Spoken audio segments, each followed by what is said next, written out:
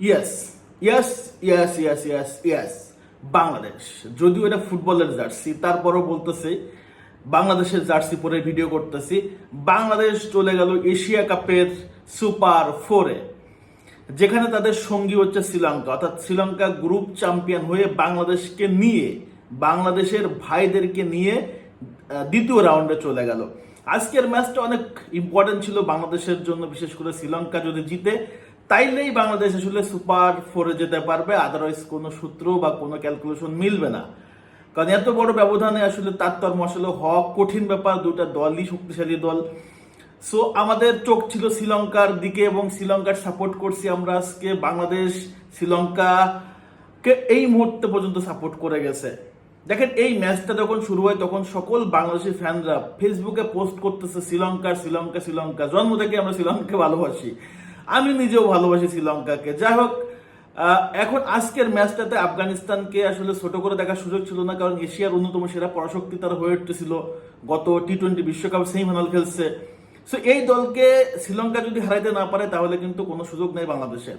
এবং এই ম্যাচে শ্রীলঙ্কার ইগনেস্টে আফগানিস্তান প্রথমে ব্যাট করে এবং প্রথমে ব্যাট করে 169 রান করে, কিন্তু এত রান হওয়ার কথা ছিল না।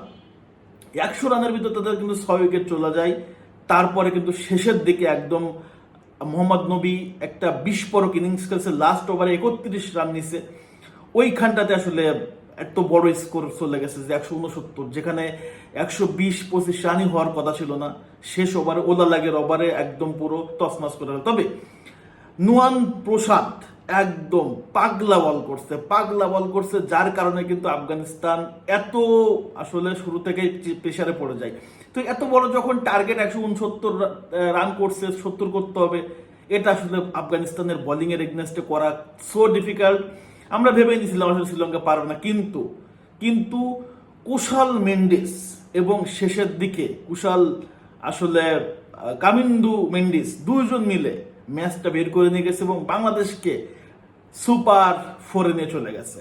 সো বাংলাদেশ এই মুহূর্তে সুপার ফোরে খেলবে পাকিস্তানের সাথে, ভারতের সাথে, আবার শ্রীলঙ্কার সাথে। সো শ্রীলঙ্কাকে অনেক অনেক ধন্যবাদ যারা বাংলাদেশকে সুপার ফোরে যেতে সহায়তা করছে। এই ম্যাচটাতে দুর্দান্ত, আসলে আমার কাছে মনে হয় বাংলাদেশের প্রত্যেকটা দর্শক শ্রীলঙ্কার এই ম্যাচটা দেখছে, শ্রীলঙ্কার জয় দেখছে, জয় দেখার জন্য ওয়েট করছে।